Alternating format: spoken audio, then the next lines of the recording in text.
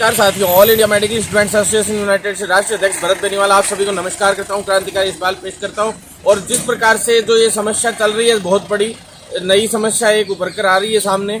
और इन समस्याओं को जैसे पहले 2014 में हम लोग निजात नहीं दिला पाए थे। सबसे बड़ी दिक्कत आई थी 2014 में यूटीपी नर्सेज की जो भर्तियां सरकार ने कर दी थी, 4200 भर्तियां उस वक्त एक साथ में की। और फिर उसके बाद उनको नियमितीकरण का काम करने के लिए मेरिट पे भर्तियां निकाली और बोनस अंक दे दिए गए, जिससे जो नए बेरोजगार साथी थे उन लोगों को बहुत बड़ी तकलीफ का सामना करना पड़ा। लिखित परीक्षा से भर्तियां नहीं हो पाई। लिखित परीक्षा से भर्तियां नहीं हो पाना सबसे बड़ा कारण होता है कि संविदा पे भर्तियां लेना। मतलब संविदा पे भर्तियां ली जाती हैं हर बार और उनको नियमित करने के लिए मेरिट आधार पे भर्तियां करा दी जाती हैं और मेरिट आधार पे भर्तियां कराने के साथ बोनस अंक दे दिए जाते हैं। लेकिन साथियों, इसका हमने विरोध अभी से शुरू कर दिया है और जो संविदा पे कुछ गिनी चुनी वैकेंसियां इन्होंने गुपचुप में लेने का प्रयास किया है। हो सकता है इसमें, जहां तक मुझे अंदाजा है, इसमें घपलेबाजी होगी और 100% घपलेबाजी। पिछली बार जब एनसीडीएस की भर्तियों का, खास करके आप सरकार सुन ले स्पष्ट रूप से, एनसीडीएस की जो भर्तियां थी उनमें जो हालत मैंने सरकार की करी थी, याद रख लेना वही हालत यहाँ पे की जाएगी अगर सरकार ने इस प्रकार का कदम उठाया तो। और मैं स्पष्ट रूप से सरकार को कह देना चाहता हूँ, आज हम यहाँ जो चिकित्सा एवं स्वास्थ्य का जो अतिरिक्त निदेशक हैं मुकुल शर्मा जी, उनसे मिले हैं और उनसे स्पेशल बात हो गई है, स्पेशल ज्ञापन दे दिया गया है और साफ रूप से स्पष्ट रूप से कह दिया है। आज 28 तारीख है और 29 तारीख है और कल 30 तारीख है।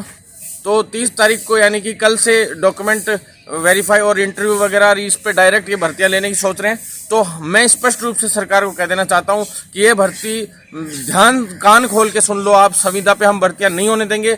इस प्रकार के प्रयास आप लोगों के गलत हैं और आप लोग अगर ये भर्तियां करने का प्रयास करते हैं तो सरकार को बहुत बड़े विरोध का सामना करना पड़ेगा, जैसा कि पहले भी करना पड़ा है कई बार। और स्पष्ट रूप से कह देता हूं, एक भी भर्ती इंटरव्यू बेस, मेरिट बेस कोई वैकेंसी नहीं होने देंगे। आपको शर्म आनी चाहिए। 7900 रुपये 7900 ये सैलरी आपने सेकंड ग्रेड स्टाफ नर्स की आप लोगों ने रखी है। पैरामेडिकल स्टाफ की आप लोगों ने 7600 रुपये से 7700 रुपये के आसपास सैलरी रखी है।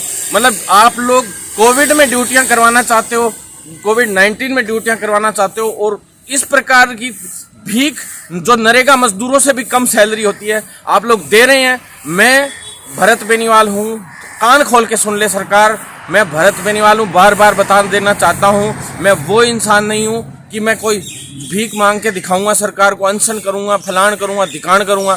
मैं परकच्चे उड़ा दूंगा सरकार के, मान लेना आप मेरी बात, हल्के में मत लो आप लोग। हम लोगों को पहले ही कह देता हूँ, कोई वैकेंसी मैं संविदा पे नहीं होने दूंगा और 7900 रुपये सैलरी की तो भर्ती हम होने ही नहीं देंगे किसी भी हाल में।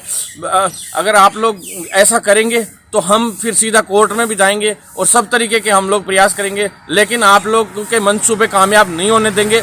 इस तरह की जो सभी जिला स्तर पे आप लोगों ने, जयपुर में ही नहीं सभी जिलों में, कई जिलों में आप लोगों ने ये भर्तियां निकालने का प्रयास किया है, ये बहुत ही गलत और घटिया और गिरी हुई सोच का आप लोगों का जो मानसिकता है उसको प्रदर्शित करता है। तो इस घटिया मानसिकता के लिए मैं राजस्थान सरकार और मुकुल शर्मा जी और आरयूएचएस के जो मेन जो अभी संभाल रहे हैं, भंडारी जी, सभी लोग जो संभाल रहे हैं आरयूएचएस को, हॉस्पिटल को, तो मैं उनसे स्पष्ट रूप से कह देना चाहता हूं कि आप लोग कोई भी दूध के धुले नहीं हो। जो इस प्रकार से बेरोजगारों के साथ इतना अत्याचार कर रहे हो, इतना अन्याय कर रहे हो, हम बिल्कुल भी बर्दाश्त नहीं करेंगे। ध्यान में रख लेना इस चीज को। मैं स्पष्ट रूप से आज ज्ञापन दे दिया, हम लोगों ने अल्टीमेटम दे दिया सरकार को, साफ साफ धमकी दे दी है। अगर नहीं मांग मानी जाती है तो सरकार को इसका बहुत बड़ा विरोध झेलना पड़ेगा। ये जो आप लोग डूंगरपुर में कल परसों हुआ कि नक्सलवाद से टच में है, ये है वो है सारा सिस्टम, तो मैं आपसे स्पष्ट रूप से कह देना चाहता हूं कि बेरोजगारों के साथ अगर गलत होता है तो ये चीजें आप ये झूठे नाम लगाने के अलावा कुछ नहीं कर पाओगे।